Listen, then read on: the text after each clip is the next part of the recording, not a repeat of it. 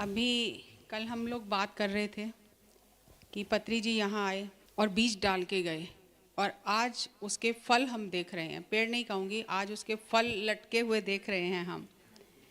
और पहली बार जब हरिहर ध्यान महोत्सव हुआ था तो जैसे कि हमारा पिरामिड स्पिरिचुअल सोसाइटीज़ मूवमेंट में एक शुरू से चला आ रहा है कि हम किसी भी प्रोग्राम में हम जो भी VIPs लोग होते हैं जिनको भी हम इनवाइट करते हैं तो उनको हम पिरामिड ही गिफ्ट करते हैं मोमेंटम के तौर पर। तो जब पहले हरिहर ध्यान महोत्सव में पत्री मैडम आई थी तो हमने 2x2 का एक पिरामिड आचार्य जी को भेंट किया था, मैडम ने भेंट किया था। ये तीसरा साल है, 2 साल में आचार्य जी ने उसे कई गुना बढ़ा के दे दिया वापस।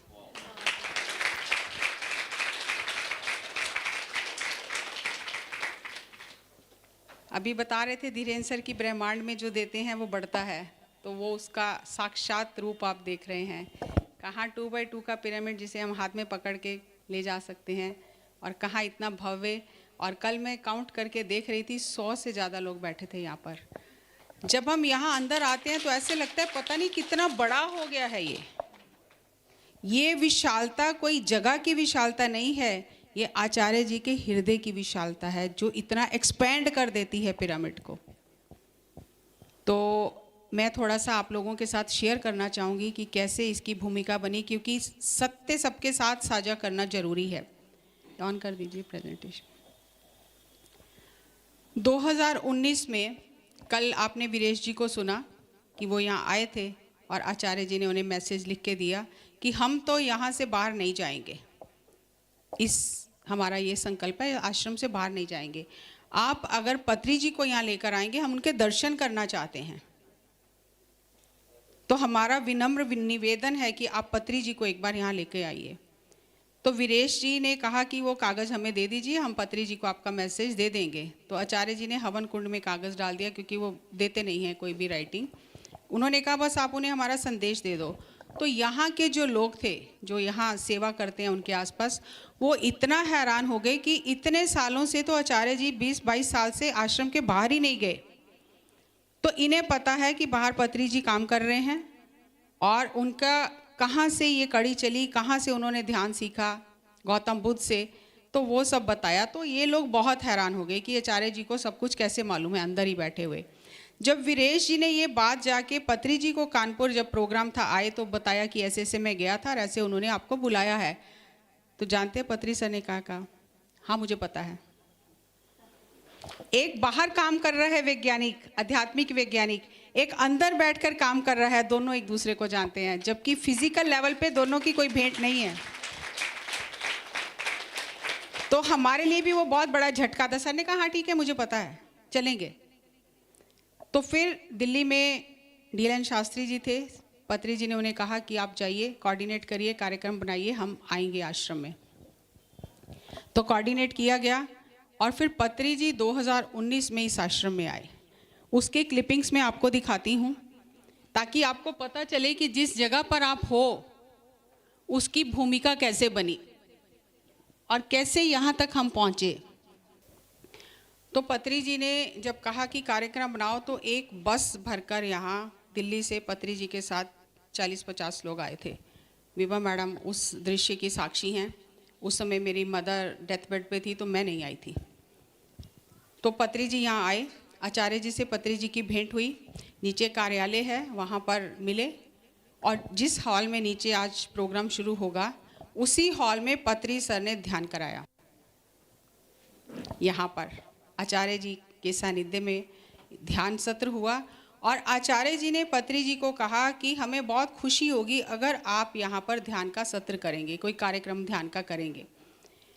तो पत्री जी ने कहा अवश्य करेंगे। सारा दिन पत्री जी यहाँ रहे, आचार्य जी के साथ टाइम स्पेंड किया और पत्री जी के लिए आचार्य जी ने बहुत सारे मैसेजेस लिख के दिए। वो मैसेजेस हैं आश्रम के ही एक वरिष्ठ व्यक्ति हैं उनके पास हैं, लेकिन आचार्य जी ने उन्हें मना किया कि ये आप एक शेयर नहीं करेंगे किसी के साथ, क्योंकि वो पत्री जी की और उनकी आपस की बात थी और वो वहाँ पर थे तो उन्होंने वो पिक्चर ले लिया था। उसके बाद में कर्नल साहब हैं तो उनको वो बाहर आ गए और 45 मिनट तक आचार्य जी के और पत्री जी का मौन में क्या संवाद हुआ किसी को नहीं पता। 45 मिनट तक एकांत में उनका संवाद हुआ। अब हम अंदाजा लगा सकते हैं कि शायद ये सारी भूमिका आपस में डिस्कस करके यहाँ आगे का प्लान उनको हैंड ओवर किया गया, क्योंकि सर तो जानते थे कि उन्हें कहाँ तक काम करना है और आगे कैसे इसको चलाना है। तो फिर पत्री जी यहाँ से वापस गए दिल्ली, और जब ये आश्रम में लोग आए थे, जैसे आप सब लोग जानते हैं नॉर्थ में कि हम किस तरह के कार्यक्रम करते हैं और कैसा होता है, तो सबको लगा इतनी गर्मी में यहाँ पर कार्यक्रम नहीं हो सकता है, और रहने की भी व्यवस्था नहीं है, कोई ऐसी और भी सुविधा व्यवस्था ऐसी नहीं है, और हॉल भी इतना बड़ा नहीं है कि अगर हम सोचें 500-700 लोग इकट्ठे जैसे बड़े प्रोग्राम में होते हैं वो भी नहीं है। तो इंटरेस्ट नहीं लिया किसी ने भी, साफ बताऊँ आपको सच्ची बात, किसी ने इंटरेस्ट लिया ही नहीं। ठीक है, पत्री सर ने कह दिया ठीक है होगा तो होगा। उसके बाद जल्दी ही ऋषिकेश स्टार्ट हो गया, तो बिल्कुल ये चैप्टर क्लोज हो गया, क्योंकि व्यवस्था और ये सब देख के किसी ने इंटरेस्ट ही नहीं लिया कि यहाँ पे कार्यक्रम होना चाहिए। तो उसके बाद ये मतलब क्लोज हो गया चैप्टर। उसके बाद जब पत्री जी ने अपने 5 भौतिक शरीर का त्याग किया, तो वहाँ पर मास्टर वीरेश वहाँ गए थे पत्री जी की समाधि पर, तो मैडम से मिले, मैं वहीं थी उस समय। अब पत्री जी को गए हुए हार्डली 10 दिन हुए थे, तो मैडम को देखते ही याद आ गया कि अरे आप लेके गए थे ना वृंदावन पत्री सर को। पत्री सर ने मुझे बार बार मैडम को कहा, पत्री मैडम को, कि आप एक बार वृंदावन जाके आचार्य जी से मिलो। मैं आपको डॉट्स ज्वाइन करके बता रही हूँ, आपको हो सकता है उससे भी ज़्यादा समझ आए, बहुत ध्यान से ये बात सुनिए। तो पत्री सर अपने जीवन काल में हज़ारों संतों से मिले, हज़ारों संतों के ऑर्गेनाइजेशंस में गए, कितने संतों को अपने स्टेज पर बुलाया, लेकिन कभी भी उन्होंने पत्री मैडम को ये नहीं कहा कि आप जाकर मिलिए। ये पहला इंसिडेंस है 40 साल में जहां पत्री सर ने मैडम को बार बार कहा कि आप वृंदावन जाकर आचार्य जी से मिलिए। और सर के रहते ऐसी व्यवस्था हो नहीं पाई, क्योंकि हम लोगों ने भी इंटरेस्ट नहीं लिया।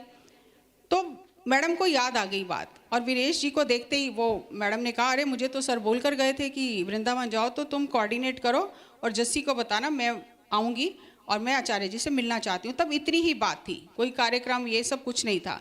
मैडम आती, 2 गाड़ियाँ आती, मैडम को मिलवाकर हम ले जाते, इतना ही प्रोग्राम उस समय बना था।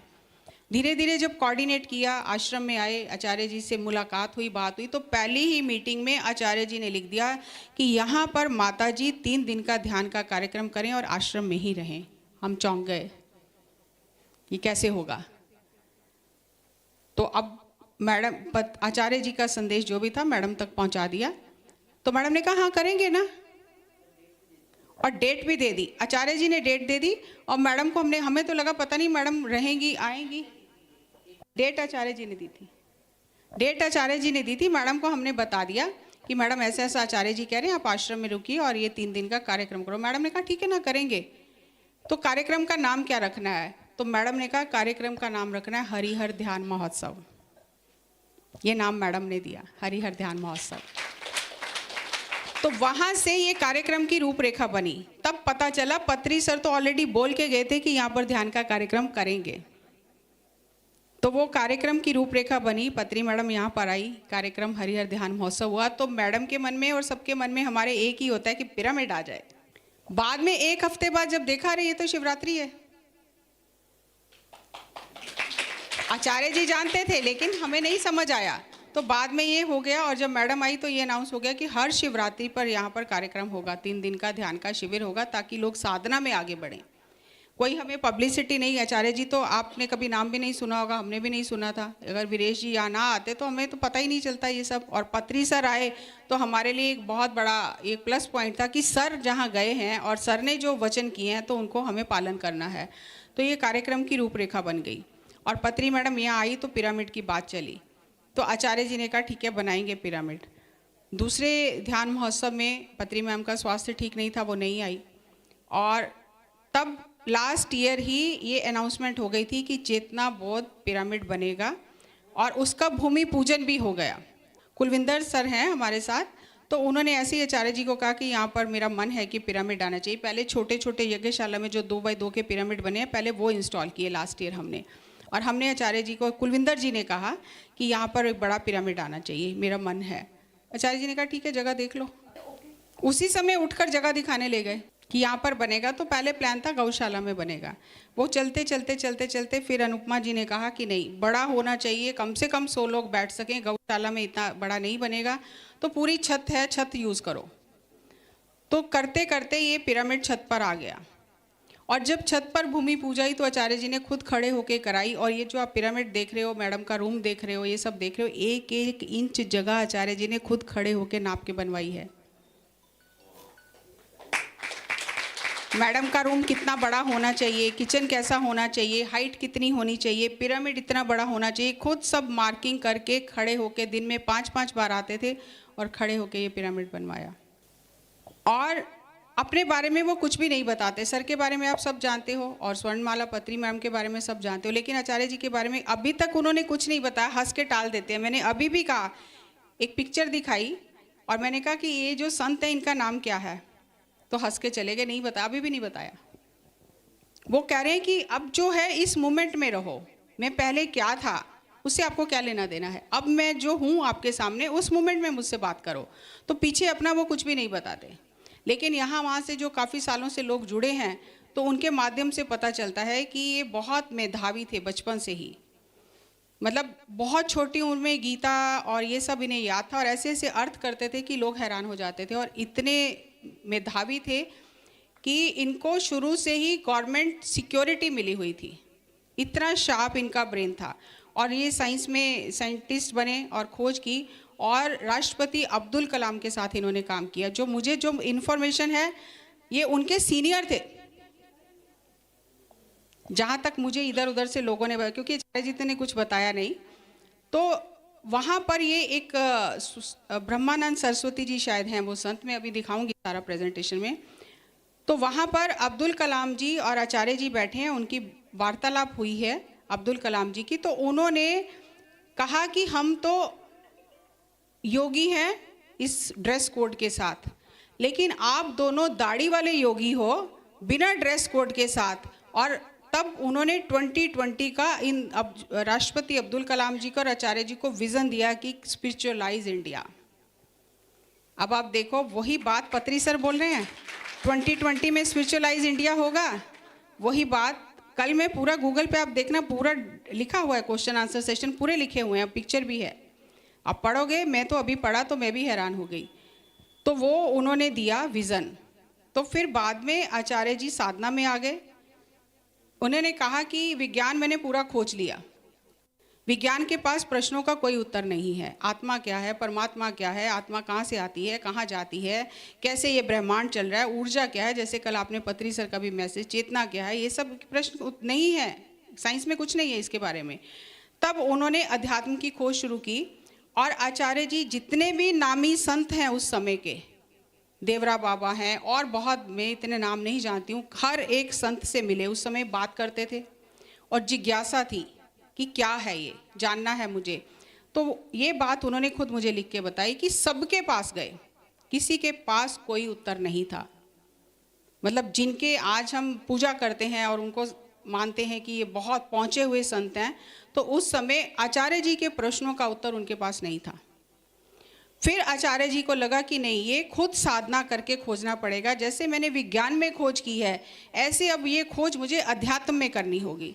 तो उन्होंने फिर तब अध्यात्म की खोज शुरू की और गहन साधना की, और इनको जेड सिक्योरिटी मिली हुई थी। तो ये अंडरग्राउंड होके बिल्कुल सब तरफ से हटके इन्होंने बहुत साधना की, और साधना में ही उन्हें ये संदेश मिला कि वृंदावन जाओ। कई सालों की साधना के बाद फिर वो वृंदावन आए, और ये जो गोविंद मठ आप देख रहे हो, ये उनके गुरु जी का आश्रम था। अब वो साधना कर रहे हैं, गुरु जी यहाँ पर हैं, कोई लिंक नहीं है ये, लेकिन वो बहुत बड़ा लिंक है ना ब्रह्मांड का। तो उनको आदेश मिला वृंदावन जाओ। यहाँ वृंदावन आए वो जो संत थे, गोविंद मठ जिन्होंने स्थापना की है, उन्होंने आचार्य जी को कहा हम आप ही की इंतज़ार कर रहे थे, आप इसे संभालो, हम जा रहे हैं, हमारा समय आ गया। तो उन्होंने आचार्य जी से बहुत साधना कराई। पहले तो 6-6 महीने समाधि में रहते थे, और जैसे ही समाधि से उठते थे, उनके गुरुजी को पता होता था आज उठेंगे, वो भोजन तैयार करके सामने थाली लेके रहते थे, कहीं फिर दोबारा समाधि में न चले जाएं। तो इस तरह की इतनी गहन साधना करने के बाद जब पूरी साधना हो गई तो उनके गुरुजी ने सब कुछ उनको सौंपकर शरीर छोड़ दिया। तो तब से आचार्य जी ये सब चला रहे हैं, साधना कर रहे हैं। और जो भी आता है सत्य का इच्छुक, जो सत्य के मार्ग पर आगे बढ़ना चाहता है, वो यहाँ तक पहुँच जाता है और उसे उसका वो मार्गदर्शन करते हैं। तो इस तरह से पत्री सर और आचार्य जी की मुलाकात हुई और बीच में पत्री मैडम की एंट्री हुई बीच में, और ये इतना बड़ा कार्यक्रम की रूपरेखा बन गई और जिसके हम सब साक्षी हैं। और वो क्लिपिंग्स में आपको दिखाती हूँ। हो गया रेडी? चला दो। ओके करो।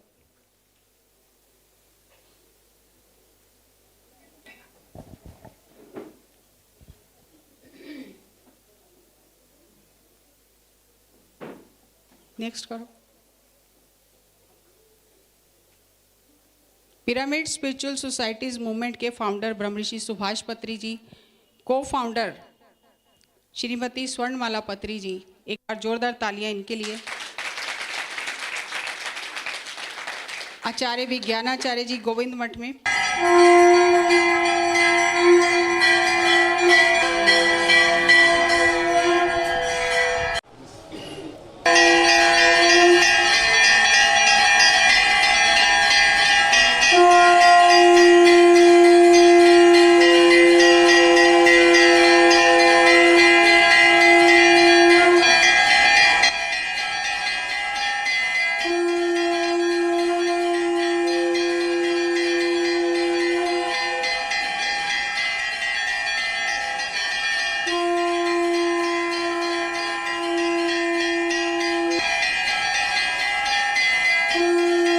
ये पहली मुलाकात है आचार्य जी की और पत्री जी की, नीचे वाले हॉल में जहां आज हम अब कार्यक्रम करेंगे।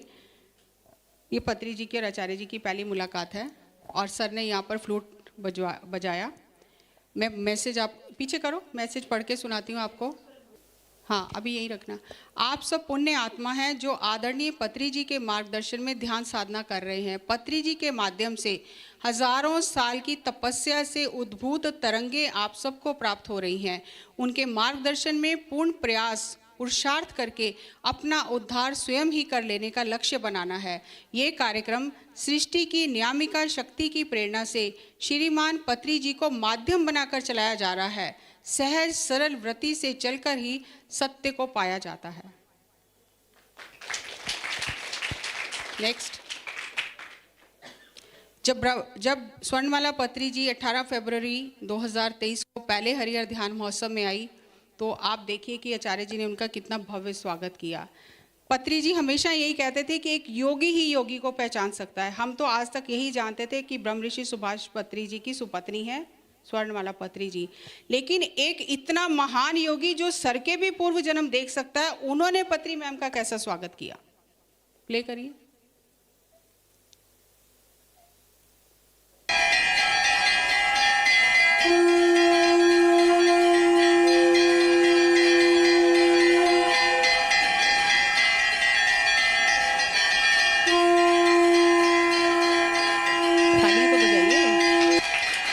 शांति हो गई एकदम।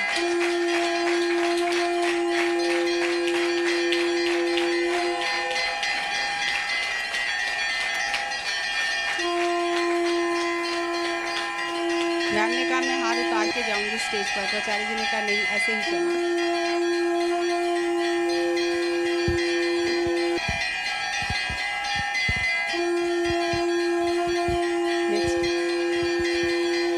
ये हरिहर ध्यान महोत्सव पहला। सदगुरु स्वामी A.S. विज्ञानाचार्य महाराज जी का संदेश। महान आध्यात्म विज्ञानी पूज्य पत्री जी ने अपने जीवन काल में 4 बातों को काफी महत्ता दी थी। नंबर 1 शाकाहार, नंबर 2 ध्यान, नंबर 3 पिरामिड ऊर्जा का प्रयोग, नंबर 4 आध्यात्मिक विज्ञान। इन्हीं 4 बातों के प्रचार प्रसार में उन्होंने अपना पूरा जीवन समर्पित कर दिया था। उनके जाने के बाद संस्था का कार्य आदरणीय श्रीमती स्वर्णलता पत्री जी के मार्गदर्शन में चल रहा है। जो भी पत्री जी के प्रति समर्पित रहें, उनका कर्तव्य है कि संस्था के संचालन में माता स्वर्णलता पत्री जी का पूरा साथ दें। आज से हरिहर ध्यान महोत्सव का शुभ आरंभ हो रहा है। ध्यान का अभ्यास पूरी सजगता एवं जागृति से करना है, जिसका फल यह होगा कि जब ध्यान करने बैठेंगे तो सहज ध्यान में चले जाएंगे। आदरणीय आचार्य जी, आज हम लोग यहाँ पर अनाउंसमेंट करते हैं कि गोविंद मठ में एक पिरामिड का उद्घाटन होगा। नाम बता देती हूँ मैं आप लोगों को, चेतना बोध पिरामिड। आप सब लोगों का सहयोग चाहेंगे। धन्यवाद।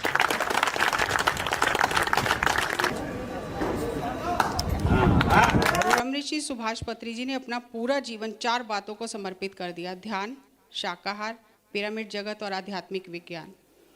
और 40 साल निरंतर इस मिशन पर काम करते रहे बिना थके।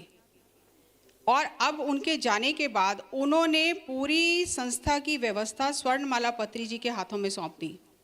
ये भी आपको मैं वीडियो दिखाऊंगी नीचे, जो पत्री जी ने स्वर्णमाला पत्री जी के बारे में कहा कि अब पिरामिड स्पिरिचुअल सोसाइटीज मूवमेंट स्वर्णमाला पत्री जी के हाथ में बिल्कुल सुरक्षित है। और आचार्य पत्री जी ने ये मैसेज दिया, वो वॉइस है, वो दिखाएंगे, अभी सेटअप कर लेंगे तो आपको वॉइस सुनाई देगी।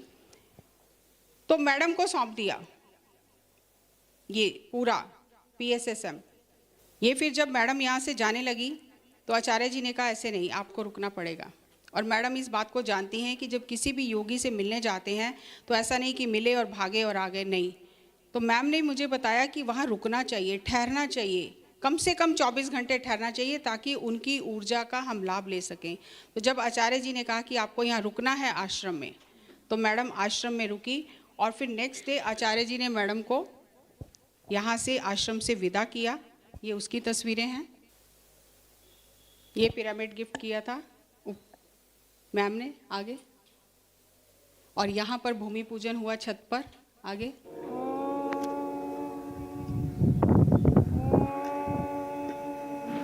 आगे ये आपके सामने ये जो क्रिस्टल लगा है, आचार्य जी ने खड़े होके खुद ये क्रिस्टल लगवाया है।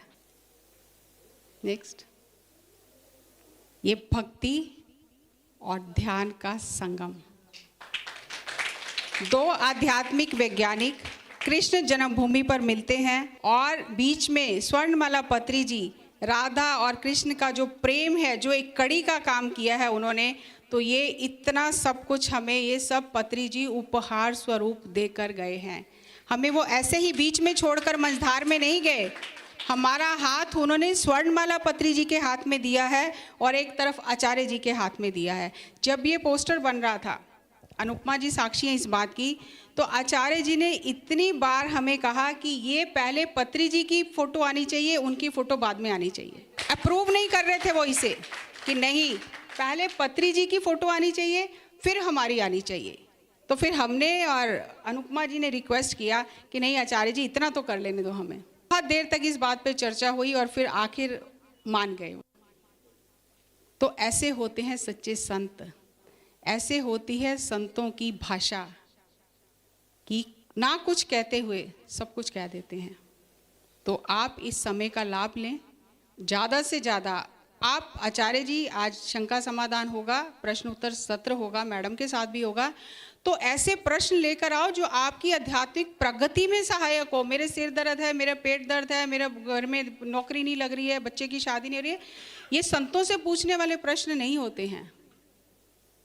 मैं अध्यात्म में कैसे आगे बढ़ूं? करें पत्री मैम का जोरदार तालियों के साथ।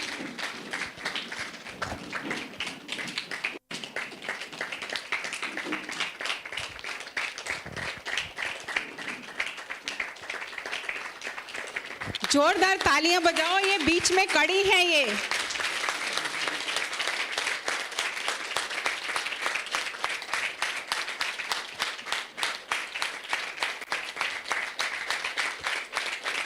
अगर बीच में पत्री मैम कड़ी बनकर नहीं आती तो आज हम सब यहाँ नहीं होते।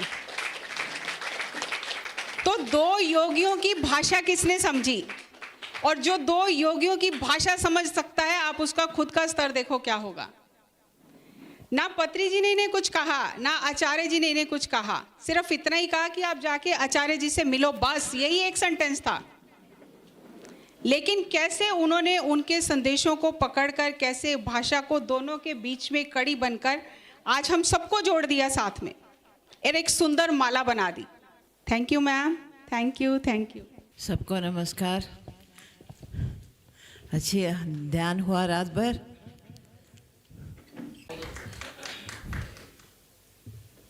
एंजॉय किया कल। खाना कैसा था?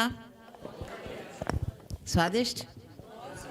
मैंने खीर खाया, बहुत अच्छा था। बहुत अच्छा बना है। जब ध्यानी या योगी के साथ में हम खाना खाएंगे, हर चीज़ अच्छी होगी, हर चीज़ स्वादिष्ट होगी।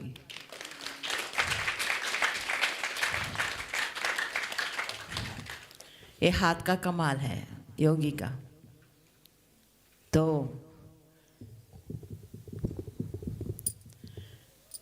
अच्छा लग रहा है आप सबको देख के मुझे।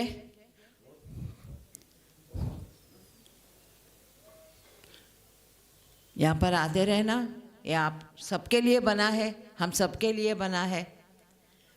आके ध्यान कीजिए, साधना कीजिए, साधना पे दृष्टि लगाइए। बहुत सुन लिया हमने, स्पीचेस बहुत सुन लिया, अब साधना करो, अंदर जाओ।